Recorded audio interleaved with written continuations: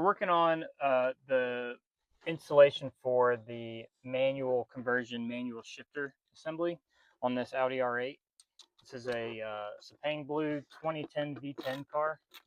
I've already removed the lower dash on the driver's side, and I've removed most of the center console hardware on the sides that will free this up.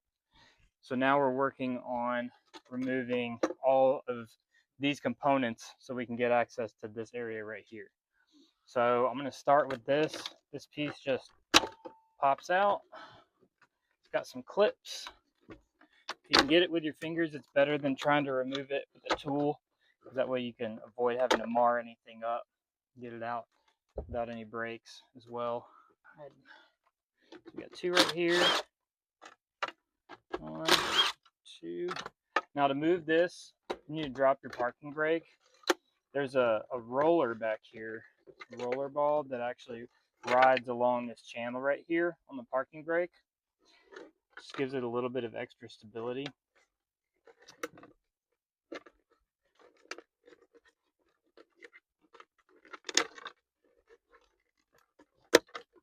Now I'm going to pull this out.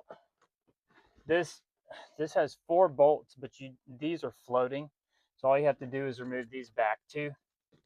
And then it's got 4 little pop sockets on the bottom. Sometimes they come out like this. Sometimes they stay in there. All 4 of these came out this time. Doesn't always happen. So that had to come out so that we could lift that up because it sits too low. So that just gave us access to these 2 bolts. There's actually a switch back here that you have to pop up. There it goes.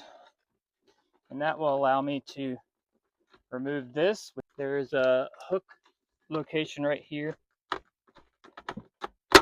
that you can use that won't hurt anything and it won't break anything. All right, so that's out. You can keep these together. Want this. All right, so here, I'll go ahead and just get this out of the way so we can see better. Just gives you better access. So there's a bunch of really small tabs on all these connectors. There's 5 connectors on the back of this thing. One of them has some nice big fat tabs on the side that are easy to grasp, but these all just have these really, really small tabs. So if you got fat fingers, you might as well just grab like a flathead or a pick that you can just press. Be real gentle whenever you're using a tool to press on clips like that. But that gives you access to the 2 13 millimeters that are holding this assembly on. Now, again, if you have a trim removal tool, that can help with this kind of stuff. Most of the time, these clips will get caught on the retainer piece that's holding it and drop and fall down. So just be aware when you're taking this apart to go back after them again. Yeah, this one's being very finicky. So what we're going to do is we're going to side swipe that. So the only thing holding this in here is a Phillips head on each side right here. Once we can get a tool in here. Alright, now this is the same deal. This silver piece has some clips. On the front edge, it tends to want to get caught on this trim, and so you kind of have to finagle it a little bit. It tries to get caught on this back edge right here, but right here you can see where this is pressed in here. When I'm trying to remove it, this part of the clip right here is sticking out and it's catching on this plastic piece. So when you try to remove it, it would come right out if you could pinch that. But the problem is you can't when it's installed. Here, we've got one more under here. We've got one right here. I do need a trim removal tool. The loosest part of this is right here. You notice how easily that just went in. And then once you start it there, you got 2 and 2. So you got 2 right here and 2 right here. So that just pops out. Now we got one more of these. And you want to be really careful with this airbag sensor right here. So you can start by going ahead and pushing it up and through if you want, or you can reach down and just disconnect the connector. Yep, too late. They're really fragile. In fact, since this one did it, and they usually do, it's very, very difficult to get that out without those popping off. Sometimes these ones that I'm taking off right here will spin the rivet nut. There's a brass inserted rivet nut, and that's exactly what this one just did. Sometimes you can get really lucky like I just did, because once that brass rivet nut starts to spin, and I'll show you what it is when we get this out. Be real careful with this. Move that out in a minute. This piece right here, see the silver piece? So that goes into, this goes into this. There's a little keyway right here that lines up with it, and it clips in. However, it's got these, which I'm going to try to find the other one. I don't readily see it, but they tend to go flying, and they're so fragile, and it's very, very difficult to catch them before they pop off. We'll find the other one under there, but essentially it goes like this. So that sticks out like that, and then this goes in there.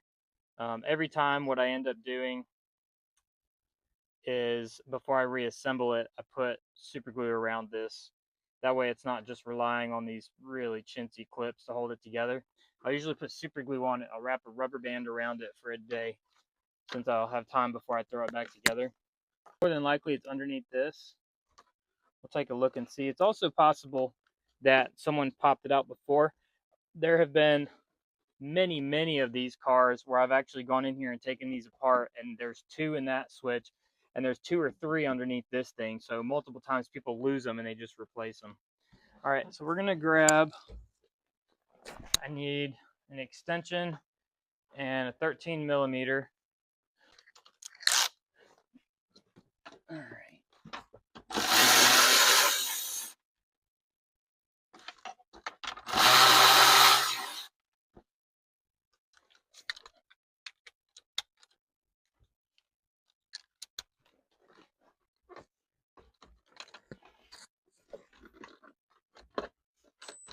There's a harness in the way. That shouldn't be there.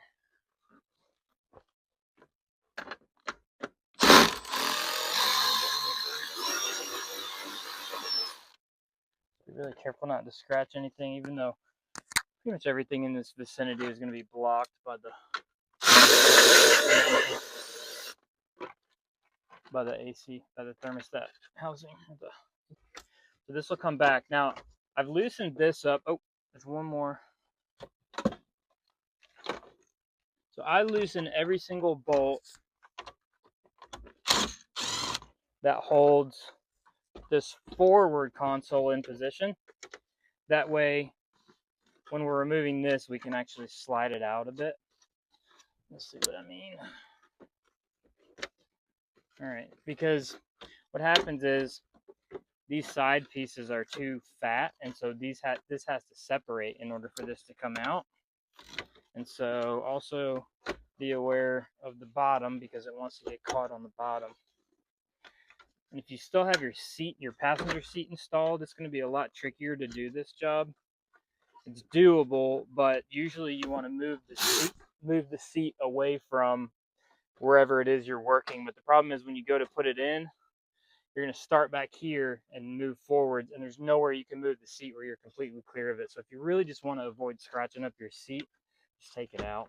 All right, got one cut right there, one right there, and that is this. So this is the Rtronic actuator. So there's one of our clips that fell, but not the one I was looking for.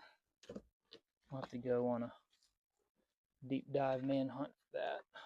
A lot of times they like to drop down here, but again, it's possible it was dropped in a previous servicing.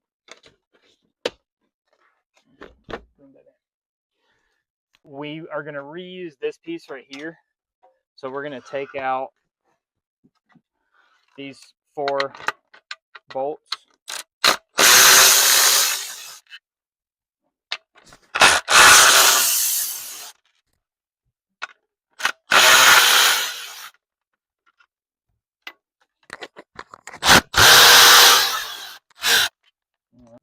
I was talking about the rivet nuts spinning, they were going into these right here. It's just a brass insert nut, and it's like knurled on the inside. And when it spins, this just spins inside the plastic. And the problem is that a lot of times on these things, you can see the brass is still on the threads of the bolt. It'll just it'll be at home. See, this one doesn't have that because this one wasn't trying to spin on it. So it started to galvanize. The steel against the brass started to galvanize over time, and that is what caused the strong enough bond to break the rivet nut loose instead of the bolt. So we're gonna take off this shift knob, even though it's pretty beat up. In fact, just for now, I'll put it on when we install it, just so I can snap some pictures. But I'm gonna take it off and polish it for the owner. It's really beat up. We reuse the shift knobs because they work just the same. You can see how just absolutely beat that is. That's just a sign that whoever was driving this the most was wearing jewelry when they did it, because every time they would shift, their rings were just whacking on that. So we can, there is a coating on these. You can kind of see it's almost like a nickel coating, but this whole piece is aluminum. So what we do is we tape it off at the line right here. Since this all looks really good, it's just this top section, and then we polish the whole thing. I have a bit that I actually just put on a drill, and we'll start off with like a medium grit, maybe a 400 grit sandpaper, and get it down smooth. And then we'll just start polishing it like we would aluminum. It's super soft, so easy to get a nice polish out of it. And then it'll be raw polished. It'll no longer have the coating on there, but it's better than looking like trash, because that looks awful. Unlike the Gallardos, the R8 actually comes with an ABS plastic insulator that protects the gate itself from being struck by the shifter. That's why when you hear an R8 shifting, you don't hear that textbook clickety-clack sound. It's more of a like a subdued, quiet sound. Now, to fit this in position, there's actually some dowels. There's 3 dowels on the top side and 2 on the bottom side. So these dowels will fit into position like that. So you can kind of see how it sits. And then when I go to put this in place on this, and this has to be done before you install it, these are the 2 marks where these drop into position right here. So we're going to drop this in, make sure that those drop into place like that. Now this next part is very helpful to have a second person when I actually go to install these cables. I'm going to use the same triple square to tighten, or Torx to tighten these, even though it's an Allen bolt, just because I can.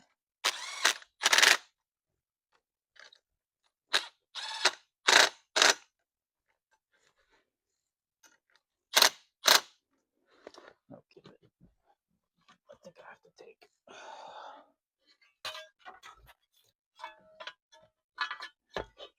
Holding my head wrong.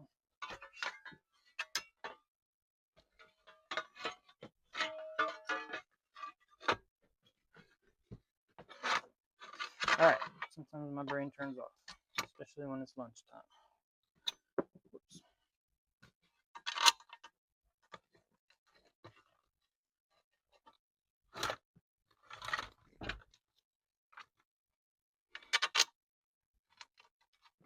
Now, other than this part, I already fully assembled this outside of the car.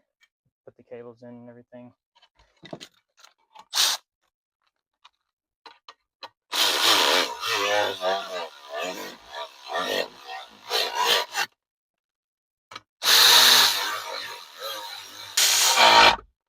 All right, once this is mounted, I'll go back in and slide those down to make sure that they're tight. Before we do that, we got one more thing we got to do. I'm going to switch out my bit. I'm going to do T30. So this is a T30. 10 mil on the other side.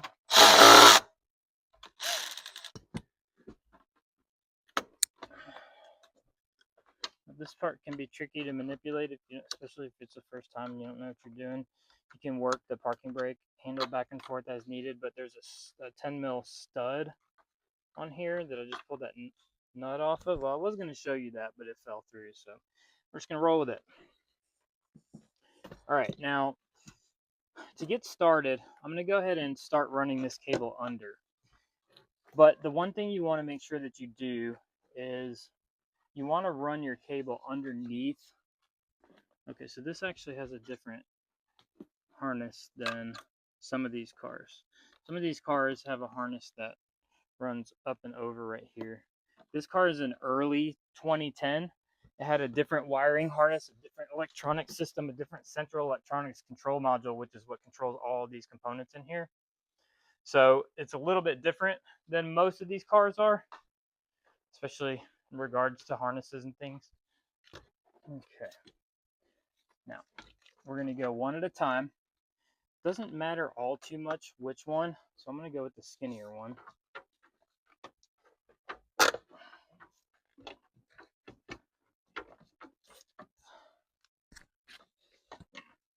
Just a coolant hose. You just want to make sure it doesn't get caught on anything or do damage to anything. We're going to pop that guy out of the way. And the next one, so what I'm going to do is I'm going to pull this up into that back corner. And then this one, because this is like almost, it's just slightly too large to drop through this hole. And so that actually gives us the space to get this part through the hole. Don't be hard on these things because you can break these shells and that would be a mortal wounding. Alright, let's back it back out again. This is all wound up.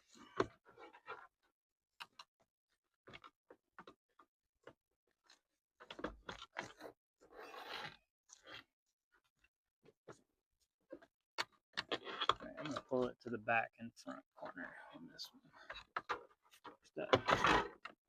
For whatever reason, that hose is more in the way on this car than most of them are. Usually they just drop right in and I don't have any issues with them like that. Alright.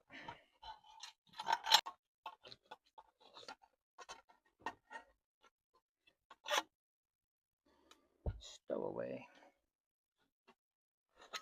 Alright, I want to be very gentle with this for a number of reasons. The first of which is that this right here has an infernal obsession with popping out. And if this tiny little lip on this rubber gasket pops out, you're in for a heck of a time putting it back. So to avoid it, we're going to be very, very gentle with it. You don't want to put pressure on it. You don't want to. Now, come back to that in a bit. So depending on how we do it, there's two different, you can either go ahead and get this installed up there and mess with this after the fact, or if you want, you can go ahead and get this part pressed down in there. Now again, depending on how you do it, you can manipulate the e-brake to be up or down.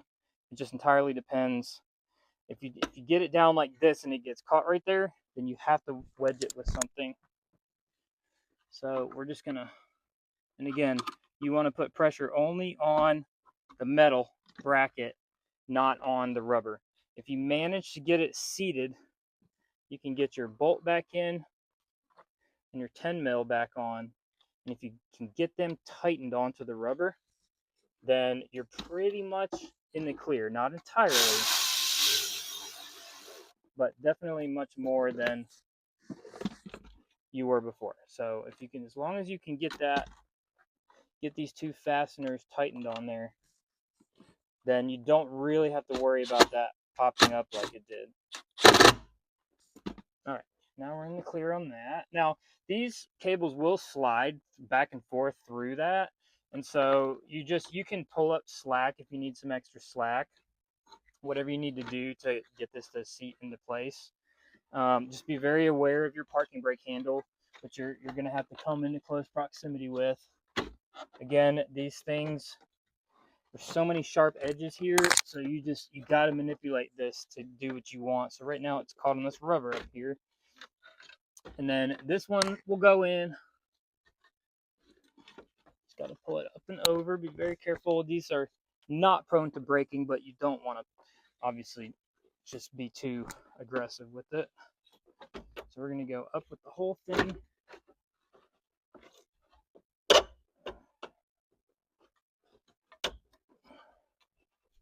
Almost there. Alright, let's clear our wiring harness out of there. Alright, once you get it seated to where you can see the holes, you're pretty much close enough. It's just a matter of kind of shoving it where you want it. Still want to go up more.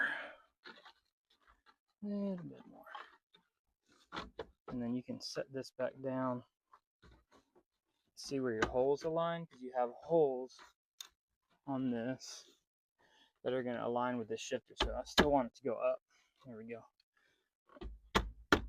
And part of this we could just be fighting because of the cables not being long enough. Yeah, see how it goes all the way forward now? No issues. Boom. I'll go ahead and get these two in.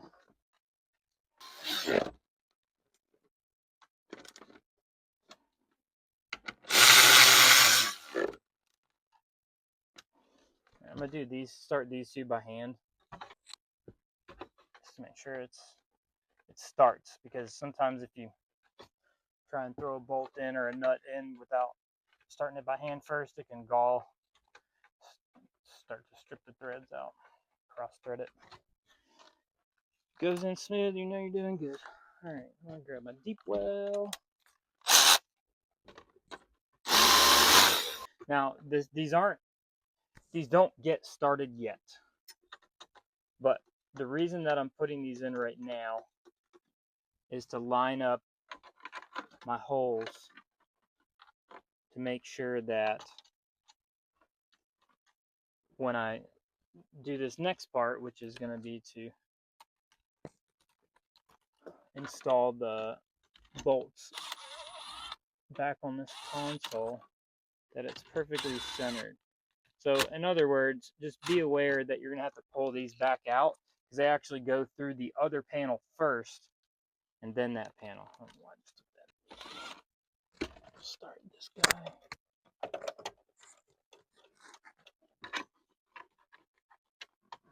All of these bolts that you see me take out are shorter versions. The longer ones go up here in this dash piece. This car's bolts weren't in the right place. Half these cars I take apart are not in the right place. These techs just cowboy up and just throw bolts wherever and just say, they're longer for a reason.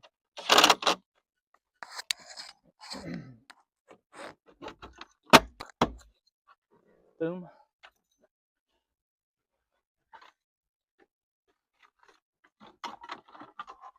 All right, now you can't really screw this up.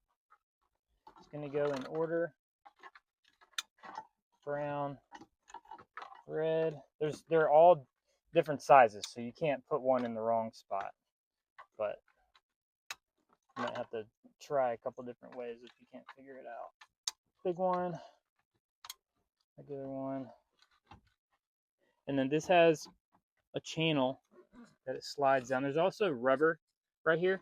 So if you're looking around on the floor and you're like, oh man, what's this random 1.5 inch long piece of rubber? This is where they go. It just keeps this from squeaking when it's installed.